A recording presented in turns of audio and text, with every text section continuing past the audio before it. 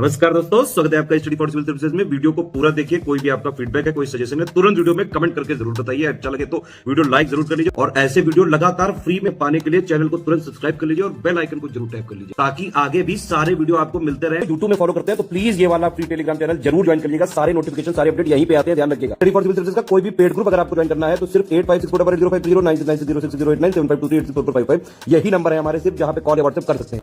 Instagram पे हमारा page जरूर फॉलो कर लीजिएगा, study for civil dot services है। ट्विटर पे हमको जरूर फॉलो कर लीजिएगा, @study for civils है। सारे क्वेश्चन अटेम्प्ट करिए और स्कोर अपना तुरंत कमेंट करके बताइए। इस सीरीज का ये छठा वीडियो है। वीडियो शुरू करने से पहले मैं बताना चाहता हूँ, यूपीपीएससी, आरओ, एआरओ, बीओ और यूपीपीसीएस प्रीलिम्स सहित हमारे कई पेड ग्रुप चल रहे हैं। अगर आप इन पेड ग्रुप को लेना चाहते हैं तो दिए गए नंबर पर कॉल कर जानकारी प्राप्त कर सकते हैं। तो दोस्तों, देखते हैं आज का पहला प्रश्न लोग। हिंदी भाषा के विकास का सही अनुक्रम आपको चुनना है। ऑप्शन आप लोग पढ़ लीजिए। जैसा कि आप लोग जानते हैं कि आर्य जननी जो भाषा हमारी है वह संस्कृत है।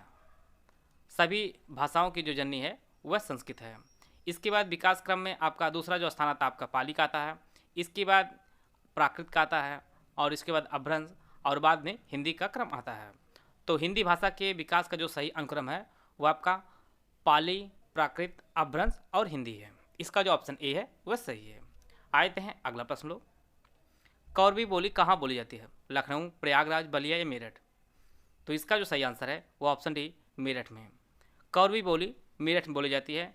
दिल्ली के आसपास क्षेत्रों में जो है यह बोली बोली जाती है। इसका जो ऑप्शन डी है वह सही है। यहाँ पे 4 वर्ण दिया गया है, इसमें आपको बताना है कौन सा वर्ण अग्रस्वर है, अ, ई, आ या उ। तो इसका जो सही आंसर है वो ऑप्शन बी, ई जो है एक दीर्घ स्वर है। जीव के प्रयोग के आधार पर स्वर 3 प्रकार के होते हैं। इनमें आपका अग्रस्वर है, मध्य स्वर है और पश्च स्वर है। और अग्रस्वर में आपका लघु ई आता है, इसके बाद दीर्घ ई आता है और ए और अ। तो ये आपके 4 वर्ण हैं जो आपके अग्रस्वर में आते हैं। तो इसका जो ऑप्शन बी है वह सही है। आते हैं अगला प्रश्न लोग। मनु और श्रद्धा किस रचना के पात्र हैं? पद्मावत, गोदान, साकेत या कामायनी? तो इसका जो सही आंसर है वो ऑप्शन डी, कामायनी के पात्र हैं मनु और श्रद्धा। यह अगर आपकी परीक्षा में पेपर टफ बनाएगा तब यह प्रश्न आपकी परीक्षा में पूछा सकता है। अगर नॉर्मल प्रश्न बनाएगा तो यह पूछा सकता है कामायनी किसकी रचना है? तो कामायनी आपके जयशंकर जी की रचना है। और यहाँ से प्रश्न एक और बार बार पूछता परीक्षा में आपके, इसके अध्याय का क्या नाम है? तो इसके अध्याय को सर्ग कहा जाता है। कामायनी के अध्याय को सर्ग कहा जाता है। और कामायनी में कुल कितने सर्ग हैं? तो कामायनी में कुल 15 सर्ग हैं। यह भी फैक्ट आप लोग नोट करते चलिएगा। और कामायनी के जो प्रकाशन किया गया था वह 1936 में इसका प्रकाशन किया गया था। तो हम लोग टोटल जान लेते हैं सारे फैक्ट एक बार फिर से। जयशंकर प्रसाद ने कामायनी रचना की है और इसमें मनु और श्रद्धा इसके पात्र हैं। और कामायनी में कुल 15 सर्ग हैं और इसका जो प्रकाशन हुआ था वो 1936 में इसका प्रकाशन किया गया था। आते हैं अगला प्रश्न लोग। भूतकाल कितने प्रकार के होते हैं? 6, 8, 4 या 3? तो इसका जो सही आंसर है वो ऑप्शन ए, भूतकाल कुल 6 प्रकार के होते हैं। उनमें आपका सामान्य भूत,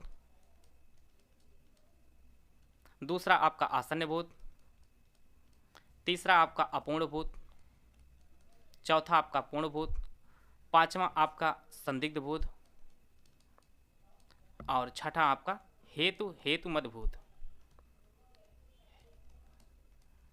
तो टोटल 6 प्रकार का भूतकाल होता है। सामान्य भूत, आसन्न भूत, अपूर्ण भूत, पूर्ण भूत, संदिग्ध भूत और हेतु मद भूत। टोटल 6 प्रकार के भूतकाल होते हैं। इसका जो ऑप्शन ए है वह सही है।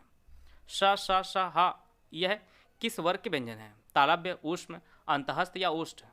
तो इसका जो सही आंसर है वो ऑप्शन बी, ये सभी जो वर्ण है ये आपके ऊष्म व्यंजन है। जिन वर्णों के उच्चारण में विशेष प्रकार की ऊष्म वायु निकलती है उन्हें ऊष्म व्यंजन कहा जाता है। इनमें यह 4 वर्ण आते हैं, श हा ये सभी आते हैं। इसका जो ऑप्शन बी है वह सही है। कंठ तालव्य किस वर्ण का उच्चारण स्थान है? यहाँ पे 4 वर्ण दिया गया है, आप लोग ऑप्शन पढ़ लीजिए।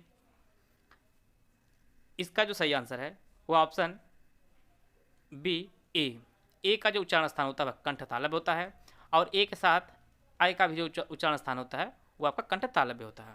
इसका जो ऑप्शन बी है वह सही है। विधि का विलोम आपको बताना है, पुराना, सिख, छली या निषेध? तो इसका जो सही आंसर है वो ऑप्शन डी, निषेध। विधि का जो विलोम होता है वह निषेध होता है। विधि अर्थात किसी काम को करने की व्यवस्था आदि का तरीका या प्रणाली को विधि कहा जाता है और इसका जो विलोम होता है वह निषेध होता है। किसी काम को करने की व्यवस्था आदि का तरीका या प्रणाली में बाधा डालने या मना करना वो आपका निषेध होता है। इसका जो ऑप्शन डी है वह सही है। आते हैं अगला प्रश्न लोग। यहाँ पे आपको बताना है निर्वासित में प्रत्यय कौन सा है, इत, इक, सित या नहीं। तो इसका जो सही आंसर है वो ऑप्शन ए इत प्रत्यय है। निर्वासित शब्द में इत प्रत्यय है। इसका जो ऑप्शन ए है वह सही है। और निर्वासित का अर्थ होता है देश निकाला हुआ। इसका जो ऑप्शन ए है वह सही है। और जैसा कि आप जानते हैं प्रत्यय जो है किसी शब्द के अंत में लगता है। आते हैं अगला प्रश्न लोग। जलज शब्द किस प्रकार का शब्द है, रूढ़, योगी, योग रूढ़ या इनमें से कोई नहीं। तो इसका जो सही आंसर है वो ऑप्शन सी जलज जो शब्द है यह एक रूढ़ शब्द है। यह आपका एक योग रूढ़ शब्द है। जो शब्द अन्य शब्दों के योग से बनते हों परंतु एक विशेष प्रकार का अर्थ देते हैं उन्हें योग रूढ़ शब्द कहते हैं। जैसे जलज है, जलज का अर्थ जो होता है आपका कमल होता है। इसी प्रकार का लंबोदर आपका लंब धन उदर होता है और लंबोदर गणेश जी को कहा जाता है। इसी प्रकार से दशानन एक शब्द है, दस धन आनंद इसका विच्छेद होगा और दस धन आनंद आपका रावण को कहा जाता है। इसी प्रकार से जलज है आपका कमल कहा जाता है। तो जलज जो शब्द है वो आपका योग रूढ़ शब्द है। इसका जो ऑप्शन सी है वह सही है। यहाँ पे आपको तत्सम शब्द की पहचान करनी है, गृह, खीर, गाय और काजल। तो इसका जो सही आंसर है वो ऑप्शन ए गृह जो शब्द है यह एक तत्सम शब्द है। अन्य सभी तद्भव हैं, हम लोग तत्सम इनका पहचान लेते हैं। खीर का जो तत्सम रूप होता है वह आपका क्षीर होता है। गाय का तत्सम रूप ग होता है और काजल का तत्सम रूप कज्जल होता है। तो इसका जो सही आंसर है वो ऑप्शन ए इसका सही आंसर है। आते हैं अगला प्रश्न लोग। थोड़ा जानने वाले के लिए एक शब्द क्या प्रयोग होता है, मूर्ख, बहुज्ञ, अज्ञ या अल्पज्ञ। तो इसका जो सही आंसर है वो ऑप्शन डी अल्पज्ञ। थोड़ा जानने वाले के लिए एक शब्द जो प्रयोग होता है वह अल्पज्ञ होता है। यहाँ पे एक शब्द अज्ञ दिया है, अज्ञ का अर्थ होता है मूर्ख। आते हैं अगला प्रश्न लोग।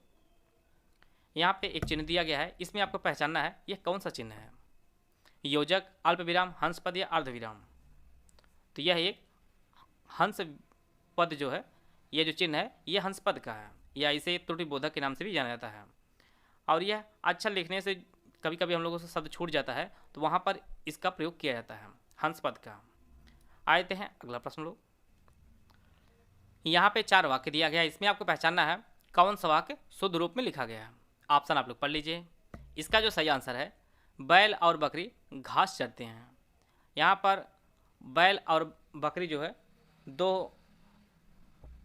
कर्ता दिया गया है और उसी के अनुसार यहाँ पर जो क्रिया है वह भी बहुवचन के रूप में लिखी गई है। इसलिए जो है बैल और बकरी घास चरते हैं जो शुद्ध वाक्य है।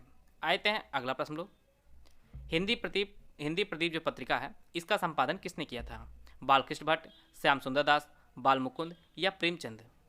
तो इसका जो सही आंसर है वो ऑप्शन ए हिंदी प्रदीप पत्रिका का संपादन बालकृष्ण भट्ट ने किया था और इसका संपादन इलाहाबाद से 1887 में बालकृष्ण भट्ट ने किया था और यह मासिक पत्रिका थी। हिंदी प्रदीप जो पत्रिका थी वह एक मासिक पत्रिका थी। इसका जो ऑप्शन ए है वह सही है। और बालकृष्ण भट्ट ने हिंदी प्रदीप पत्रिका का संपादन जो है वो टोटल 33 सालों तक किया था और यह इलाहाबाद से प्रकाशित होती थी। आते हैं अगला प्रश्न लोग। कुटज के लेखक कौन है, श्याम सुंदर दास, हजारी प्रसाद द्विवेदी, महावीर प्रसाद द्विवेदी या जयशंकर प्रसाद। तो इसका जो सही आंसर है वो ऑप्शन बी हजारी प्रसाद द्विवेदी ने कुटज की रचना की थी। इसका जो ऑप्शन बी है वह सही है। हजारी प्रसाद द्विवेदी के अन्य रचनाएं जो काफ़ी महत्वपूर्ण उनको आप नोट कर लीजिए। अशोक के फूल, ये कई बार परीक्षाओं में पूछा है, अशोक के फूल। और दूसरी जो रचना है हिंदी साहित्य की भूमिका, हिंदी साहित्य की भूमिका, इसकी जो रचना है वो हजारी प्रसाद द्विवेदी ने की थी। कुटज, अशोक के फूल और हिंदी साहित्य की भूमिका की रचना हजारी प्रसाद द्विवेदी ने की थी। आशा है आप सभी को बहुत कुछ जानने को मिला होगा। वीडियो अगर आपको अच्छा लगे तो लाइक कर सकते हैं, चैनल सब्सक्राइब कर लीजिए। वीडियो को पूरा देखने धन्यवाद। जय हिंद, जय भारत। यदि परिश्रम करोगे तो उत्तीर्ण हो जाओगे। इस वाक्य में आपको पहचान करनी है यह किस प्रकार का वाक्य है, सरल वाक्य, संयुक्त वाक्य, मिश्र वाक्य, इनमें से कोई नहीं। तो यह एक मिश्र वाक्य का उदाहरण है। यदि परिश्रम करोगे तो उत्तीर्ण हो जाओगे। जिन वाक्यों में एक मुख्य या प्रधान वाक्य हो और उसके साथ दो या अन्य आश्रित वाक्य हों, वे सभी मिश्र वाक्य के अंतर्गत आते हैं। इसका जो ऑप्शन सी है वह सही है। आते हैं अगला प्रश्न लोग। काम काज में कोरा होने का अर्थ आपको बताना है। अप्रिय लगना, काम समाप्त करना, काम ना जानना या कर्तव्यनिष्ठ होना। तो इसका जो सही आंसर है वो ऑप्शन सी, काम ना जानना। काम काज में कोरा होने का अर्थ होता है काम ना जानना होता है। इसका जो ऑप्शन सी है वह सही है। आते हैं अगला प्रश्न लोग। अगर मगर करने का अर्थ क्या होता है? कपट करना, व्यर्थ समय गंवाना, बहाने बनाना या इनमें से कोई नहीं। तो इसका जो सही आंसर है बहाने बनाना। अगर मगर करने का जो अर्थ होता है वो बहाने बनाना होता है। इसका जो ऑप्शन सी है वह सही है। आते हैं अगला प्रश्न लोग। हास्य रस का स्थायी भाव आपको बताना है। जुगुप्सा, हास, रत या भय। तो हास्य रस का जो स्थायी भाव होता है वह हास होता है। इसका जो ऑप्शन बी है वह सही है। आते हैं अगला प्रश्न लोग। आचार्य रामचंद्र शुक्ल का जन्म कहाँ हुआ था? लखनऊ, बस्ती, वाराणसी या इलाहाबाद।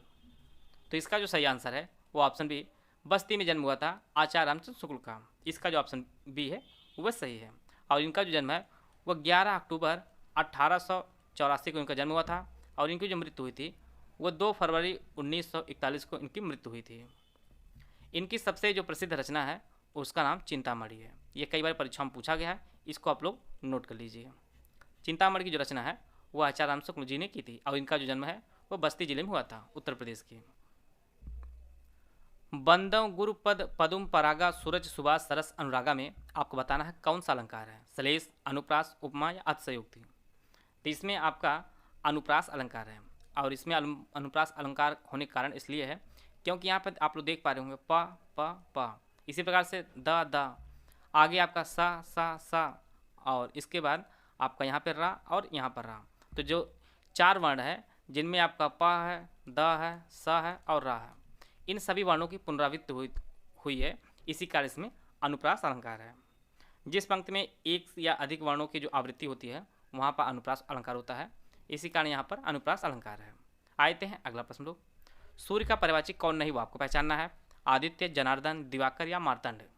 तो इसका जो सही आंसर है वो ऑप्शन बी, जनार्दन जो शब्द है यह सूर्य का परिवाची ना होकर यह विष्णु जी का परिवाची है। बाकी आपका आदित्य, दिवाकर और मार्तंड जो है ये सभी सूर्य के परिवाची हैं। सूर्य के अन्य परिवाची आपका दिनकर है, भानु है, भास्कर, प्रभाकर, ये सब जो शब्द हैं ये आपके सूर्य के परिवाची हैं। बाकी आपके जनार्दन जो है विष्णु के परिवाची हैं। विष्णु के अन्य परिवाची आपके केशव है, माधव है, ये सभी जो है विष्णु के परिवाची हैं। आते हैं अगला प्रश्न लोग। यहाँ पे आपको बताना है कौन मुनि का परिवाची नहीं है। निर्वाण, यति, वैरागी या अवधूत। तो इसका जो सही आंसर है वो ऑप्शन ए, निर्वाण जो शब्द है यह मुनि का परिवाची ना होकर यह मोक्ष का परिवाची है। बाकी आपका यति, वैरागी और अवधूत जो शब्द है ये सभी मुनि के परिवाची हैं। आते हैं अगला प्रश्न लोग। सती, सती का अर्थ आपको बताना है। ऑप्शन आप लोग पढ़ लीजिए। पहले सती का जो अर्थ होता है वह पतिव्रता होता है और दूसरे सती का अर्थ होता है आपका सैकड़ा होता है। इसका जो ऑप्शन बी है वह सही है। आते हैं अगला प्रश्न लोग।